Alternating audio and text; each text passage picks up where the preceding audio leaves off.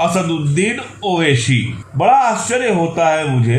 दरअसल असदुद्दीन ओवैसी का विरोध केवल भाजपा नहीं करती। जो लोग देश में धर्मनिरपेक्षता की बात करते हैं, सेकुलरिज्म की बात करते हैं, वो सारे लोग असदुद्दीन ओवैसी का जमकर विरोध करते हैं, कोई मौका नहीं छोड़ते।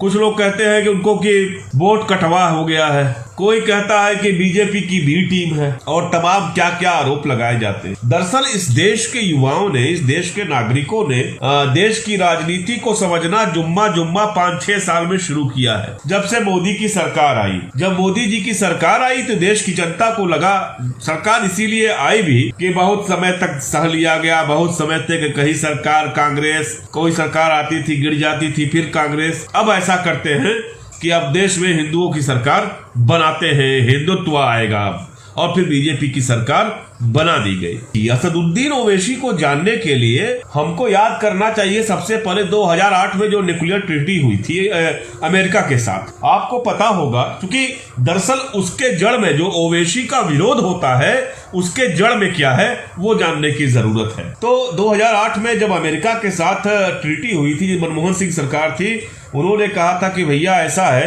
कि अमेरिका ने कहा ठीक है आपने बना लिया न्यूक्लियर बम, ठीक है, लेकिन हम आपके जांच करेंगे कि आपके यहाँ ऐसा तो नहीं कि न्यूक्लियर वेपन्स भी मौजूद हैं। बड़ा विरोध हुआ, वामपंथी दलों ने कहा कि आप अमेरिका के कदमों में जाकर गिर गए हैं, क्योंकि विश्व की राजनीति उस वक्त ऐसी थी, परिस्थितियां वैसी थी, हमें विकास करना था, आज का हिंदुस्तान बनाना था। मुझे लगता है मनमोहन सिंह ने ठीक किया। मनमोहन सिंह ने ऐसा नहीं हुआ कि मनमोहन सिंह को कभी अमेरिका ने धमकी दे दी, बुश ने धमकी दे दी कि नहीं दवा नहीं दोगे, ये नहीं दोगे तो ये कर देंगे। जिस तरह से धमकी मिली थी मोदी जी को, आप लोगों को याद होगा, ट्रंप ने कितना तगड़ा चुनौती दिया था, उसके बाद हमने दवा दे भी दी। क्लोरोक्वीन को लेकर के जिस तरह से ट्रंप ने धमकी दी थी, वो धमकी मैं नहीं भूला हूं, आप लोगों को भी याद रखना चाहिए। तो दरअसल वो समझदारी की बात थी कि हाँ न्यूक्लियर ट्रीटी पे समझौता कर दिया मनमोहन सिंह ने। वामपंथी दलों ने कहा कि हम समर्थन वापस लेंगे कांग्रेस सरकार से, 2008 की बात है। मुलायम सिंह यादव भी लग गए, कहे कि नहीं किसी भी कीमत पर हम समर्थन वापस लेंगे। मुलायम सिंह ने भी सोचा कि जो भी पार्टियां हैं छोटी मोटी वो सब के सब मुलायम सिंह उसकी वो कर रहे थे। और हुआ ये कि असदुद्दीन ओवैसी ने कहा कि ना, मसला देश का है, हम किसी कीमत पर ये नहीं चाहेंगे, किसी कीमत पर भी ऐसा नहीं चाहेंगे कि बीजेपी की सरकार आए और लाल कृष्ण आडवाणी देश के प्रधानमंत्री बने। असदुद्दीन ओवैसी ने कहा था उसको लेकर के। जब ओवैसी ने ऐसी बात कहना शुरू की, सारे के सारे वामपंथी दल उनके खिलाफ हो गए। 4 बार के लोकसभा सांसद हैं, 2 बार विधानसभा सदस्य भी रहे हैं, और उसके बाद उस मुद्दे पर कांग्रेस के समर्थन करने का नतीजा ये निकला कि ओवैसी ने जब 2009 में लोकसभा चुनाव लड़े, पूरे के पूरे वामपंथी दल, सियासत डेली कोई अखबार था, उसका संपादक खड़ा था, मुझे याद आता है, उसका संपादक खड़ा हो गया ओवैसी के खिलाफ। वामपंथी दलों ने सपोर्ट कर दिया उनको। सोचिए कितनी बड़ी कीमत उस आदमी ने अदा की है कि भाजपा की सरकार ना आए। इसलिए इतना जहीन आदमी, पढ़ा लिखा, लंदन से पढ़ा हुआ है, उसके अलावा उसकी आप कभी बॉक्सिंग रिंग में उतरते हो ओवैसी को देखिए, कभी जब वो बहस करता है तब देखिए, वो जो किताबें दिन रात पढ़ने वाला आदमी, जितना वो पढ़ते हैं शायद कोई पढ़ता होगा। मुझे याद है कि 2014 में संभवतः सर्वश्रेष्ठ लोकसभा 2013 की वजह से मिला था, सर्वश्रेष्ठ एमपी का उनको वो मिला था। वो इसलिए मिला था कि आमतौर पर जो नेशनल एवरेज था सवाल पूछने का पार्लियामेंट में, वो करीब 267-268 के आसपास था।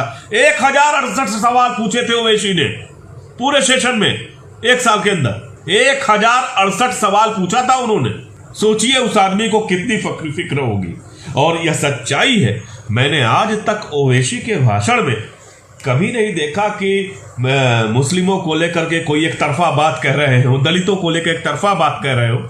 वो बात जब भी करता है हिंदुस्तान की करता है, हिंदू मुस्लिम भाईचारे की करते हैं वो माने। अच्छा एक बात और, इनको डर क्यों लगता है? क्योंकि वो जानते हैं इन वामपंथी दलों को और तमाम पार्टियां को जो उनका विरोध करती हैं, उनको वो दो धक्का लगा था 2008 में, वो अब तक याद है। और लोगों को पता है कि ये आदमी लोकतांत्रिक मूल्यों के लिए, समाजवाद के लिए किसी का भी हाथ पकड़ लेगा, ये बीजेपी को नहीं आने देगा।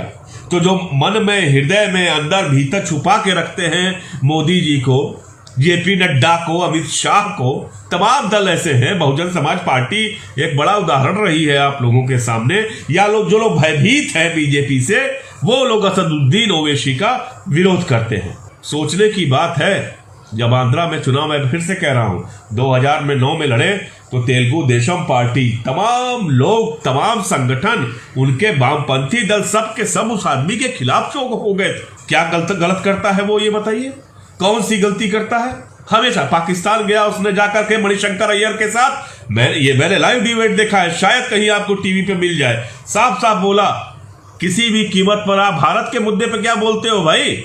हम भारत में हिंदू मुसलमान भाई भाई हम सलट लेंगे, तुम अपना देखो। आप शाह आलम समझ रहे होंगे, दरअसल हम अच्छे पॉलिटिशियंस को स्वीकार नहीं करना चाहते, और खासतौर से वो अल्पसंख्यक हो, दलित हो, तो हम उसको, तमाम अवसरवादियों को स्वीकार कर लेंगे। हम रामविलास जी को स्वीकार किए, चिराग को स्वीकार कर लिए, लेकिन हम असदुद्दीन ओवैसी को स्वीकार नहीं करेंगे। क्यों नहीं करेंगे? प्री पोल अलायंस नहीं किया, इसलिए नहीं करेंगे। पहला आदमी है, चुनाव पिछली बार 2000, मुझे याद है कि 2015 में 1 सीट नहीं जीता था उन्होंने, 5 सीट जीता, जमीन खड़ा करी, कैडर बनाया। आप लोगों को पता नहीं होगा, जब मैं देखता हूं कुछ मेरे साथी सीमांचल के हैं, हसन जावेद जैसे, वो जिस तरह की एक बात और जान लीजिए, वो आप उनके विधायक काम न करें तब आप बताइएगा, सबसे बेहतरीन काम करेंगे MIM के विधायक। ये 5 साल अगले आप देख लीजिएगा इस चीज को। यह बात लोग जानते ही नहीं, समझना ही नहीं चाहते। किसी व्यक्ति का इस कदर विरोध, वोट कटवा है, वो उसको मजाक समझ रखे हो। किसका बेटा है वो पता है, किस व्यक्ति का बेटा है वो, किस परिवार का है उसको पता है। उसको पैसे की कमी है, जाकर देख लीजिए डिक्लेरेशन उनका, कितने करोड़ रुपए हैं उनके खाते में। वो पैसे के लिए चुनाव नहीं लड़ रहा, उसको अपना व्यवसाय नहीं चलाना है। एक आदमी कोई कह रहे थे, कोई मुस्लिम भाई कह रहे थे कि व्यवसाय के लिए अपना वो ये सब कर रहे हैं। कौन सा व्यवसाय? बिहार जैसे गरीब राज्य में कौन सा व्यवसाय करेंगे? पहला आदमी है, चुनाव का नतीजा घोषित हुआ, राजद से साफ साफ कहा कि नहीं, मैं महागठबंधन, लालू जी मैं आपके साथ खड़ा हूं, लालू जी मैं आपके साथ खड़ा हूं, लेकिन ये मत सोचिएगा कि डर के खड़ा हूं, इसलिए खड़ा हूं क्योंकि बीजेपी सत्ता में ना आए। और वो आदमी संगठन खड़ा करना जानता है। उत्तर प्रदेश में भी पिछली बार विधानसभा चुनाव में उनकी आपने देखा था क्या स्थिति रही थी। लेकिन देखिएगा, अगर यूपी में कल को ओवैसी सीटें जीत के न ले आए तो कहिएगा आप हमसे। अब तो उनकी पार्टी का और विस्तार होगा। सीमांचल में 5 जीते हैं, अगली बार विधानसभा चुनाव होगा 25 जीत जाएंगे। तो ओवैसी की राजनीति को समझने की जरूरत है। उनके लिखे लेखों को पढ़िए, आप उनके भाषण सुनिए। आप कहीं से भी आपको नजर आता है उसमें सांप्रदायिकता का अंश आता है, कहीं में भी उनको चालाकी नजर आती है, कहीं से आपको ये लगता है कि वो भाजपा, माने ये तो अति है यार। जिस आदमी ने अपना पूरा करियर दांव पे लगा दिया भाजपा के विरोध के लिए, पूरी राजनीति उसके भाजपा के विरोध पे है, बार बार तमाम तरह के विरोध उसका। ये क्या है? मुस्लिम है इसलिए भाजपा के साथ चला गया, चुनाव में खड़ा हो गया दूसरे राज्य से आकर के, इसलिए वो भाजपा के साथ चला गया। ये इस किस्म की राजनीति नहीं करनी चाहिए, ये गलत बात। वो बिल्कुल अलग टाइप का ऐसा मैंने देखा ही नहीं। पार्लियामेंट में जब वो बहस करते हैं तब देखिए उनके बात कर। एक बात और बताऊं जो शायद आप लोगों को नहीं पता होगा, तमाम पार्टी के राष्ट्रीय अध्यक्ष ऐसे हैं कि अगर आप उनसे मिलने की कोशिश करिए तो आपको लगेगा कि अरे भगवान कैसे मुलाकात हो जाए। 2013 की बात है, मैं नड्डा जी से मिलने गया, मुझे 25 से 30 मिनट इंतजार करना पड़ा। ओवैसी जी को एक बार फोन किया, उन्होंने कहा तुरंत आ जाइए, कोई बात नहीं। तो यार बड़े कहने की बात है, वो इतना सुगम है, उसके कंस्टिट्यूएंसी के लोग इतना जल्दी आसानी से मिल सकते हैं। वो खुदे मजलिस लगा के बैठ जाएगा, अपने इर्द गिर्द लोगों को खड़ा कर लेगा, मोटरसाइकिल चलाने लगेगा, बैठ जाएंगे लोग उसके अगल बगल में। ऐसा नेता चाहिए ना। इससे क्या फर्क पड़ता है कि वो दाढ़ी रखता है, टोपी रखता है, इतनी बड़ी शेरवानी पहनता है। जाकर देखो बॉक्सिंग रिंग में जब उतरता है, टी शर्ट पहन करके जाकर देखो, शर्म आएगी या क्या अपनी पर्सनालिटी पर शर्म आएगी जब उसकी पर्सनालिटी देख लोगे, जब वो बॉक्सिंग रिंग में बॉक्सिंग करता है। उस जहीन पढ़े लिखे आदमी को देश को सुनना चाहिए। असदुद्दीन ओवैसी बेईमान नहीं है। तो मैं बार बार कहता हूं, मुझसे ये नहीं सोचना चाहिए कि मैं किसी पार्टी का समर्थक हूं, बिल्कुल नहीं हूं। मैं केवल जर्नलिस्ट हूं, लेकिन जो इस देश के संविधान की इज्जत करते हैं, जो इस देश के लोकतंत्र में विश्वास रखते हैं, वो किसी पार्टी के हो, किसी दल के हो, सब के सब मेरे लिए महत्वपूर्ण है।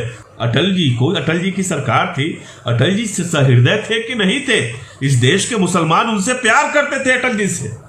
मैंने देखा है कि अटल जी की मौत पर, अभी अब तो बीजेपी की सरकार में उनकी मौत हुई है, मैंने अपने मुस्लिम मित्रों को उदास होते देखा है। यह सच्चाई है। देखिए, बड़ा सीधा है कि हम जो दूसरों को बेवकूफ समझते हैं, चोर समझते हैं, हर एक आदमी को, यह प्रवृत्ति छोड़ दीजिए। यह प्रवृत्ति ठीक नहीं है। ओवैसी की राजनीति को नजदीक से देखने की जरूरत है। ओवैसी जो अपनी कंस्टिट्यूएंसी में कर रहे हैं, जो लगातार लाखों वोटों से जीतते हैं, 1,97,000, 1,10,000, इस तरह के वोटों से वो जो जीतते हैं, उसको समझिए। उसको वहां जाकर के, खाली ऐसा थोड़ी नहीं है कि 70% मुस्लिम है इसलिए जीत जाते हैं। वो तमाम मुस्लिम उम्मीदवार उनके विपक्ष में खड़े होते हैं, लेकिन ओवैसी क्यों जीतते हैं, इस चीज को जानने की जरूरत है। असदुद्दीन ओवैसी को बतौर पॉलिटिशियन स्वीकार करना पड़ेगा और हमें अपने दिमाग से यह बात पूरी तरह से निकालनी होगी कि असदुद्दीन ओवैसी बीजेपी की बी पार्टी या वोट कटवा है। साहसी राष्ट्रीय अध्यक्ष है एक पार्टी का, बेहद साहसी, जहीन, इस देश के बारे में सोचने वाला व्यक्ति है वो।